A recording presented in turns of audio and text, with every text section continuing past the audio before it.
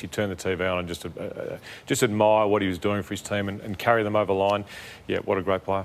All right, let's move to the other game yesterday, the elimination final, GWS versus Hawthorn. This was a rollicking contest as well throughout the match. At one stage, it looked like the Giants might lose by 10 goals. In the end, the margin was 19 points. And it all came down, Hurdy, in your view, to clearance and how the Hawks had the better of the Giants. Yeah, I think a big part of clearance. If Giants weren't winning the clearance, Hawthorn were able to score too easily. I was really surprised at the fact that the GWS back six was scored so easily against. The GWS back six normally hold up really well, but I thought the Hawks did a great job, particularly in ground balls, and just scored a bit too easily against that back six. But when the Giants got on top in clearance, they did really well. And when they didn't, the Hawks were able to score too easily. You've been strong on the Giants all year, Jimmy, and analysing their small mistakes and their attention to detail. What did you make of their performance yesterday overall? I think the result was pretty reflective of the Giants as a whole through the year. So not only week to week, but quarter to quarter, we see breathtaking football for 6 to 7 minutes, and they kick goals, and the talent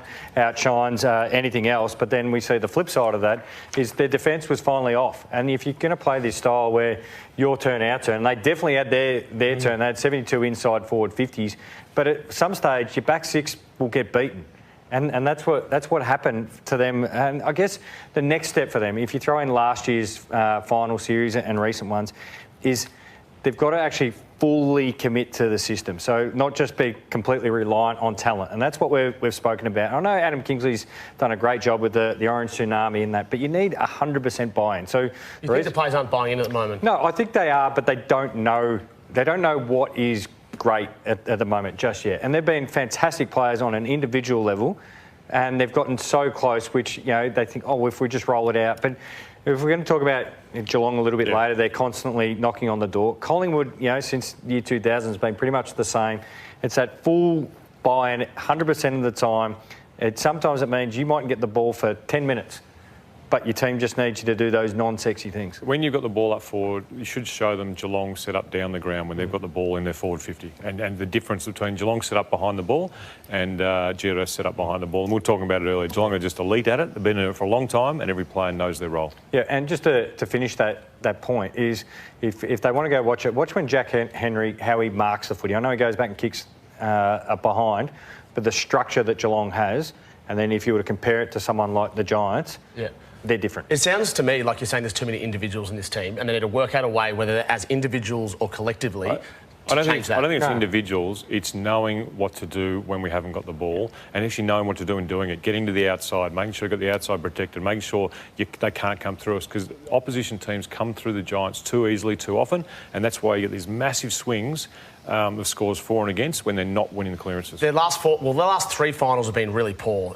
Big swings last year when they went straight sets, and the Hawks, they would have expected to beat the Hawks at home as well. Is there a mental fragility at the Giants, do you think? No. I know where you're going as far as the previous question to Hurdy. You're saying they're selfish and they're mentally weak. I don't think it's any of that. It's actually just understanding the moments in games. Every little moment actually has a bigger moment off the back of it. So if you went back to the Swans game where they ran them down, you go back to the Lions game and look how Hawthorn started. Just simple things, and we've highlighted them during the regular season.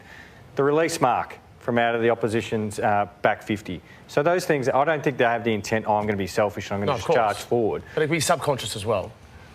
No, I just think, as Hurdy... I don't think it's not knowing what to do. And the problem is, if you give a side 2 goals, momentum means that ends up being 4 or 5. You've got to be able to, when you're not playing well, slow the other team up. Like, Geelong didn't play the best all day against Brisbane, or all night against Brisbane, but when they weren't playing well, they would slow the ball up and actually win it back at certain times and then go through those patches. They need a backup ruck as well. You've been hot on this the last couple of weeks. This for me, I really like Jake Riccardi as a player. So this is not a criticism of him, but I just don't think he's up to that standard of being that next ruck. Because what happens is that this is the swing. There's a 51-point swing there when Jake Riccardi's in the ruck compared to Briggs is in the ruck, and I just think that's unfair on Jake, who did some really good stuff forward around the ball when he was up forward, but they need someone else to play at second ruck role. And they need midfield depth. Because Callaghan and Green were magnificent this year.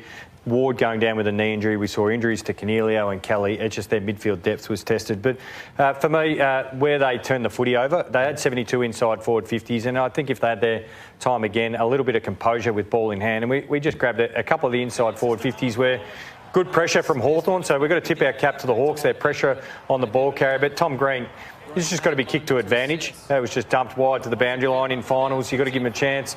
Missing pretty routine targets. Again, if you're going to have that amount of dominance against a good side, you've got to capitalise. And that's what good sides, and even the handball to Darcy Jones, coming past, breaking inside forward 50, fight the tackle. Yep. You know, it's just little decision-making things that hurt you in big finals. Let's talk about the Hawks and their performance, and they go into week 2 of finals for the second year in a row. I want to ask you about John Newcombe, Hurdy.